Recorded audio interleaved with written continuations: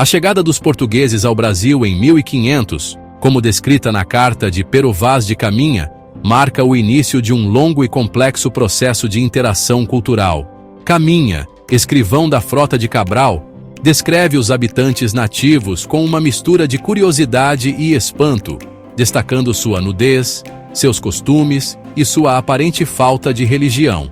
Essa primeira impressão, embora aparentemente ingênua, carrega em si as sementes do projeto colonizador português. A Carta de Caminha rapidamente se tornou um documento fundamental para a coroa portuguesa, não apenas por confirmar a descoberta de novas terras, mas também por fornecer informações valiosas sobre os habitantes dessas terras. A ausência de uma religião organizada, por exemplo, foi interpretada como uma oportunidade para a catequização, um dos pilares da colonização portuguesa. A conversão dos indígenas ao cristianismo era vista como uma obrigação moral e religiosa, mas também como uma forma de controle social e cultural. É importante ressaltar que a visão de Caminha, assim como a de outros cronistas da época, era profundamente influenciada pelo contexto cultural europeu do século XVI. A Europa vivia o auge do Renascimento, um período marcado pela valorização da cultura clássica e pela crença na superioridade da civilização europeia. Essa perspectiva etnocêntrica moldou a forma como os europeus interpretaram e descreveram os povos nativos do Brasil.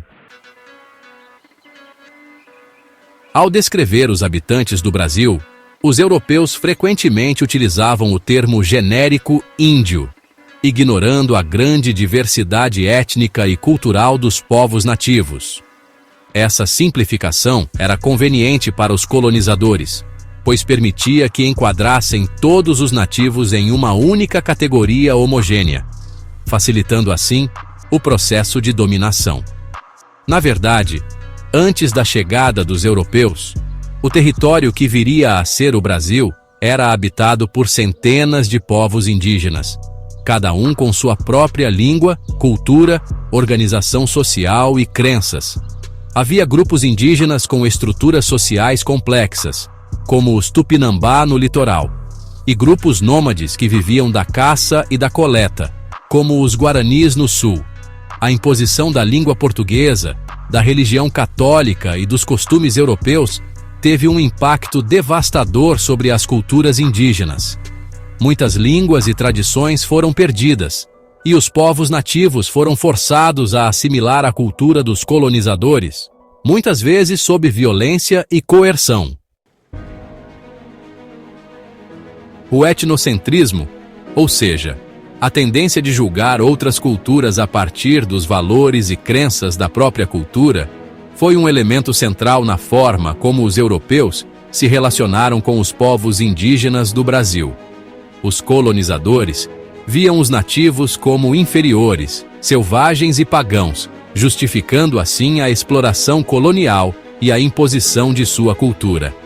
A crença na superioridade da cultura europeia era baseada em uma série de fatores, como o desenvolvimento tecnológico, a organização social e a religião cristã.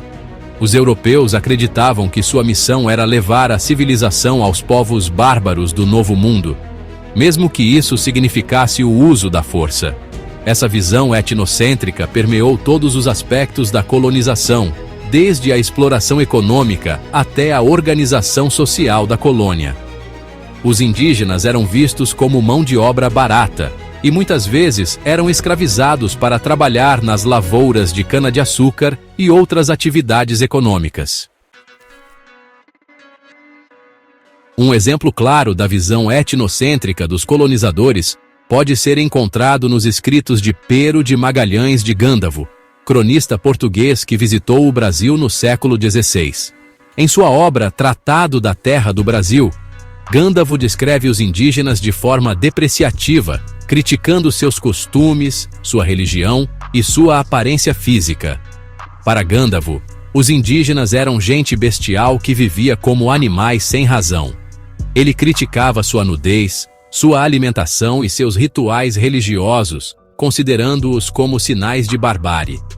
Essa visão negativa servia para justificar a exploração colonial e a imposição da cultura europeia. É fundamental lembrar que a visão de Gandalf não era isolada. Muitos outros cronistas e viajantes europeus da época compartilhavam dessa perspectiva etnocêntrica, reforçando a ideia de que os indígenas eram inferiores e precisavam ser civilizados pelos europeus.